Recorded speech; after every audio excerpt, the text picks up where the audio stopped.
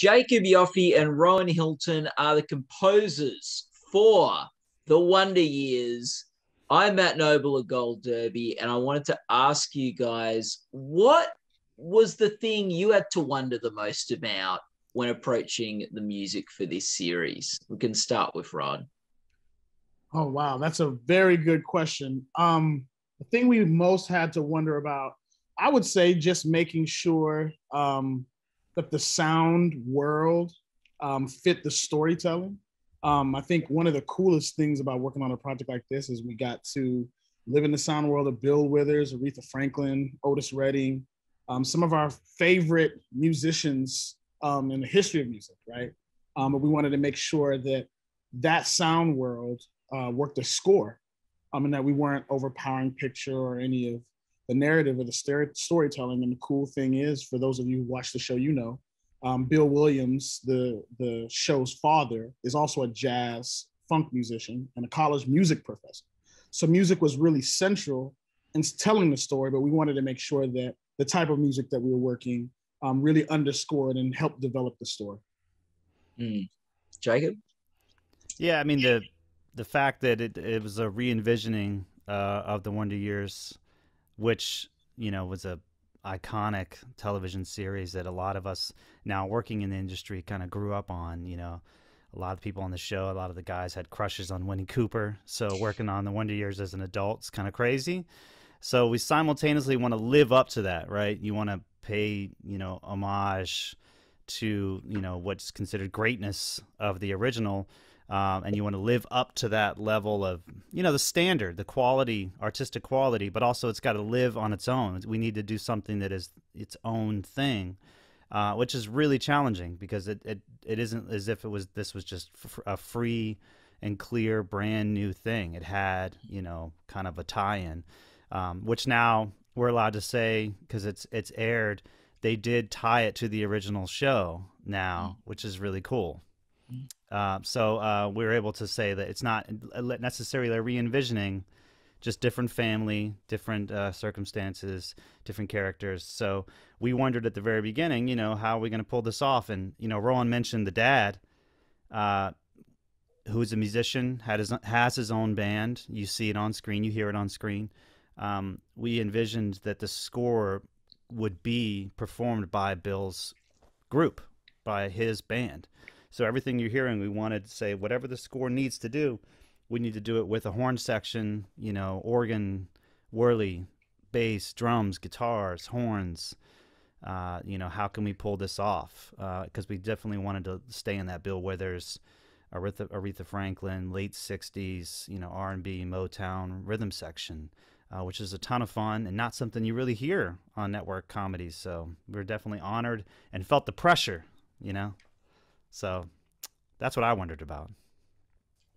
Yeah, and on some of that stuff you touched on there, like this show in some ways recaptures a lot of the sort of the wonder and style of the previous show, but at the same time has its own sort of beat and rhythm and perspective of that time that is different to the previous iteration of the series. How much were you influenced by the musical choices of that show, of the original The Wonder Years, and how much were you trying to create your own music and tone, Ron? Early on, we had some really good discussions with our showrunners and producers, Fred Savage and Saladin. Obviously, Fred, having been the star of the original Wonder Years, told us one of the things that he loved about the music of the original show is that it was set in its own time, in a sense, right? But they did have nods. I know Beatles were played a lot through the first couple episodes. A lot of guitar was used. So early on, as we were trying to find the sound of the show, we were experimenting with the palette. And, you know, one of the things that Jacob just said really is we wanted our band of the show to sound as if Bill's band played the music. And I think once we discovered that, everything became easy. But we definitely, you know, shouted out Snuffy, who was the original composer, and some of the styles and use of guitar But our show, like you said, it has its own beat. It's set in the South. It is a Black family in Alabama. So we wanted to make sure that it felt authentic to that family, but while also leaving space for, the coming of age story that the Wonder Years truly is. Do you want to add anything? Yeah, exactly. I think, also Fred at the beginning was really excited about mirroring the sound of the original. And some of our first discussions, he suggested, well, why don't we just use only acoustic guitar?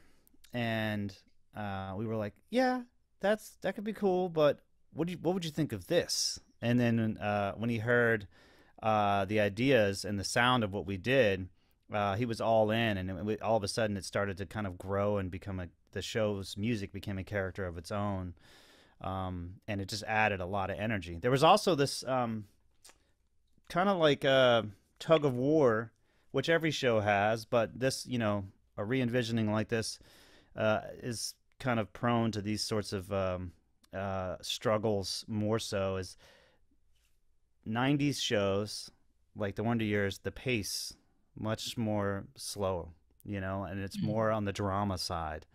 But this is 2022 network comedy, so we're struggling to kind of like not go too networky with the music and keep some of the drama. So that was definitely like a challenge to figure out. So there's certain moments that feel really kind of serious and heavy, kind of closer to like how the 90s version was. But our show is definitely paced up. And so, I mean, it's just a natural thing to happen, but I think in particularly something that's like considered a re-envisioning, reboot, what have you, it's a little harder. Can you guys think of a moment where it was particularly challenging to get the music right? Several moments. I would say more the early on. I'll start with the pilot, because like Jacob was saying, there was an idea. I think everybody had an idea when they found out that the Wonder Years was going to be reimagined for 2020, 2022 now. Everybody had an idea of what that would look like.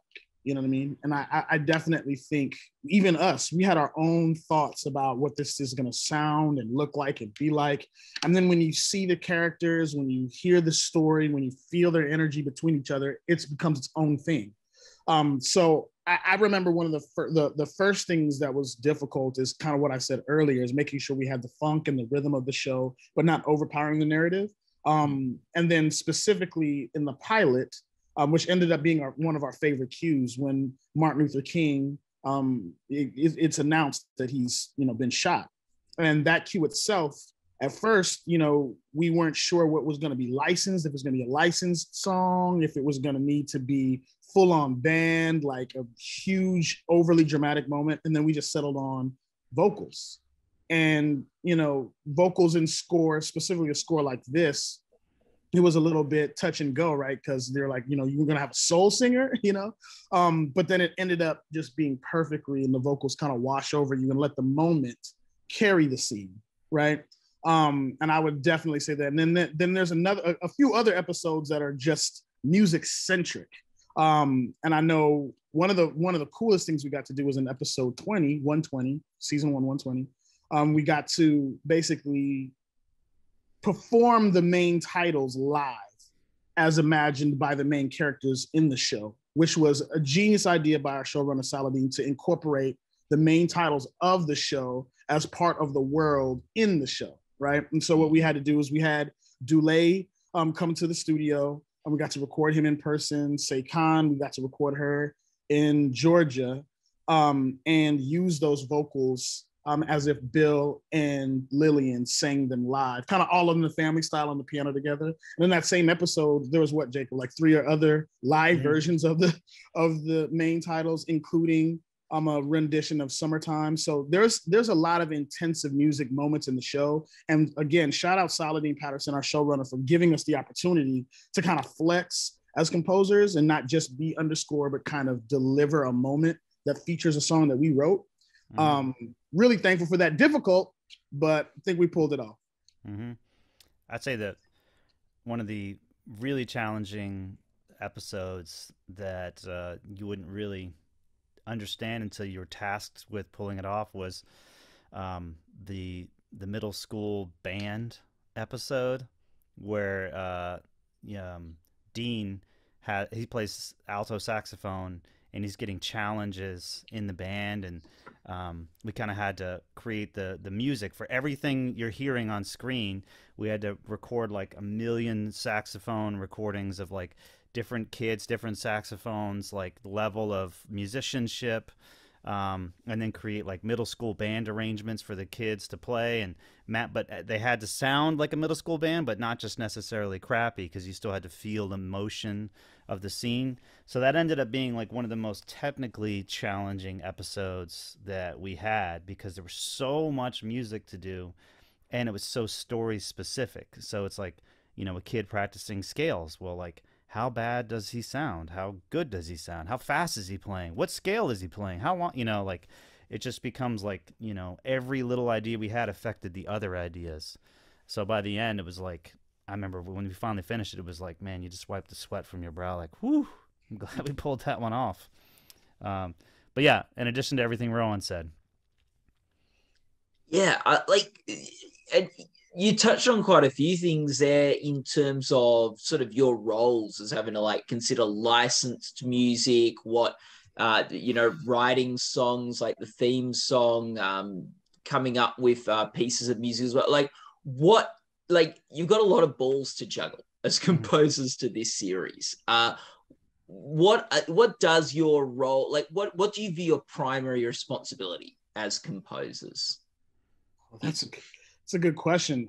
I would say to be a part of the story, quite frankly, to do whatever it takes to tell the story musically, right? And whether that's replacing a piece of music that we've written and rewritten and rewritten and rewritten and rewritten, 8 times to get to the 9th time where the story is more effective or the scene is punchier, or whether it's putting the talent in the best position to perform something live on television, with just putting them in the best position to perform something on live television perfectly. Like I would say those are all encompassing parts of just helping to tell the story and making everybody's job easier so that they don't have to think about it when they have an idea.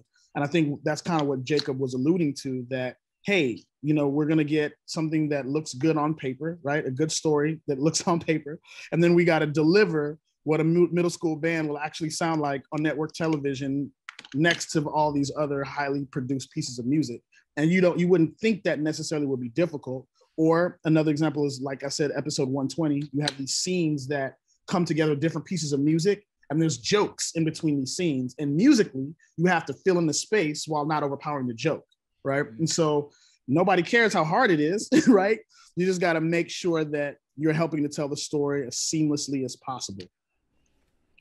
Yeah. I mean, when it comes down to it, when you're a film composer, you're working in film as a music creative, you are a filmmaker, and it's difficult for a lot of music people when we all first start working in film to understand that it's not just like, oh, I made a great piece of music, here it is. Oh, why aren't you happy? That's a great piece of music. What's wrong with you?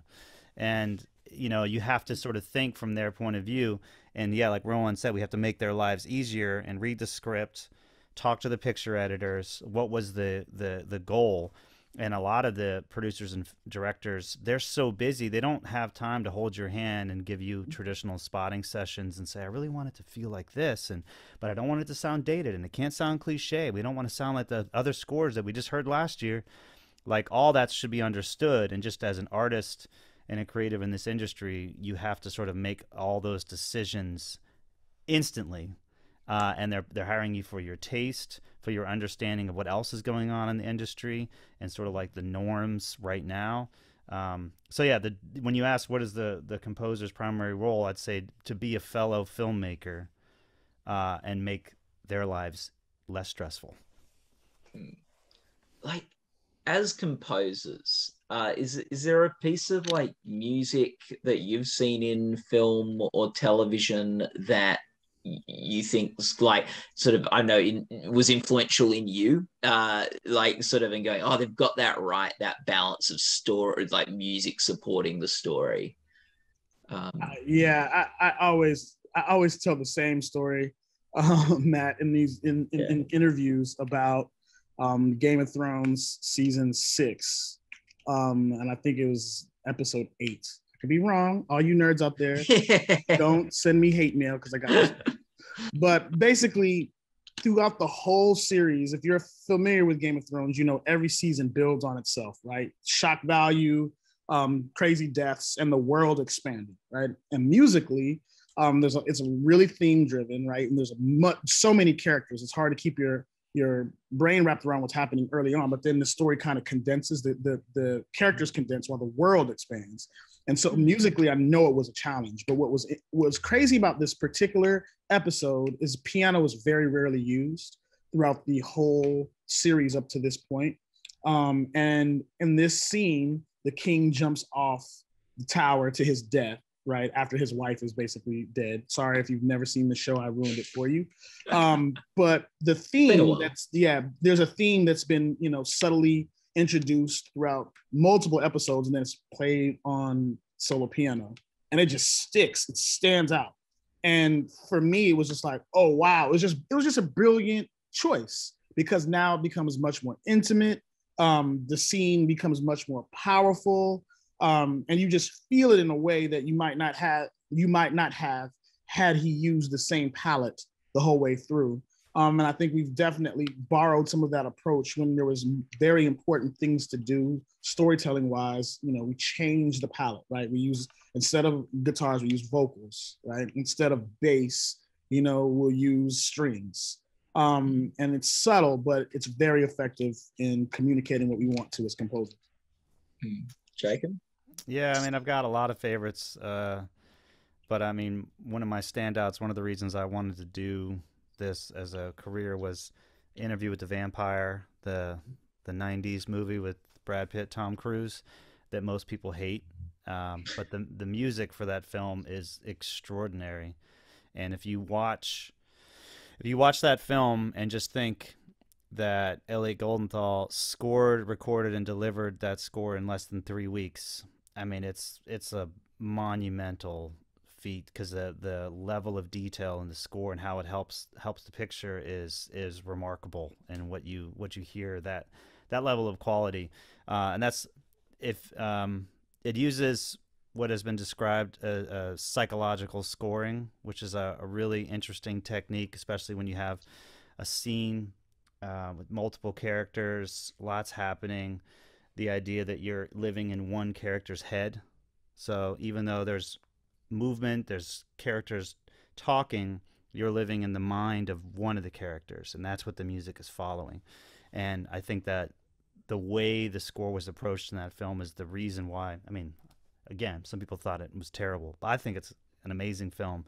But that kind of approach always stuck with me, and I try to do that in any given scene that we're scoring, is find the most interesting way to score it. What is the music actually supporting? Not necessarily the knee-jerk reaction. Like, what is the most interesting way? And finally, guys, I'm just interested, what is the most special thing to you about the Wonder Years, the series that you're working? Yeah. So I think another thing that has come up a lot when we talk about the Wonder Years is how it happened for us. It was in the middle of 2020. The industry had kind of closed. Jacob and I weren't sure what was going to happen next. We're 2 years removed, but I don't think any of us will ever forget how the world felt like it was all closing in on all of us around the world. And Jacob and I really were just wondering what we were going to do next. And we just decided to make an album for ourselves. And it just happened to be around 60s music because we wanted to get a license in TV. And that project is what ended up becoming our demo reel for the Wonder Years. And then we went back in and made some music specifically when we talked to Fred and Saladin. And then we ended up getting it. And one of the things that it taught me is that, you always have to be creating for yourself as part of what you love to do. and, you know, musically it'll find its space. So that was really special. And then obviously for me, 2020 was also crazy in the wake of George Floyd. A lot of protests, a lot of things were going on in the world at the time. And to see a Black family represented like this on network television at the time was very rare. We've seen a lot more shows now, but especially telling a story in the civil rights era that's talking about issues, but in a way that's relative and relevant for everybody, right? That you see this family going through this crazy time, but being able to love each other, go to church every Sunday, you know, have comedy in there, have family drama, and still hit home very poignant points, specifically for being Black in America. So that to me is what's very special about this Wonder Years. And it'll always be a special project for us in our hearts, just the way it happened, and just the people we've been working with. They're amazing. They trust us. So it's all special all around, man. Mm-hmm. Yeah, there's a lot of types of approaches people have taken for film music over the years, especially when it comes to network comedy, which Rowan and I talk a lot. Like, you know, the fact that it's on a major network, there are sort of like unwritten rules and like columns you got to fit into musically. And the Wonder Years really helped us step outside a lot of those norms just in the way that we record. We tracked every week in New York with like working non-film music musicians. These were like jazz musicians, funk musicians living in Brooklyn, you know, coming into the studio and working with us. Great horn players. We had a guest organist, Corey Henry, world famous organist, do an episode with us. Brought in a lot of amazing gospel vocalists over the course of the season, some of our favorite singers. And being able to write music with that kind of palette for a network comedy and find ways to make that ensemble work for score is just a real gift for us as composers. You know, I can't see, or I can't imagine a show like that existing before now, where we able to do that. I feel like in the past it would have to be a little more polite, maybe. I don't know what the word is, but like it was just been so much fun. I wish I could go on forever. Yeah. Well, guys, thank you so much for talking with us today. All the best of luck for the Emmy Awards coming up this year. And people watching this interview can go to our website, goldderby.com, to make your award predictions and watch other interviews. Thanks so much, guys. Thank you. Thank you.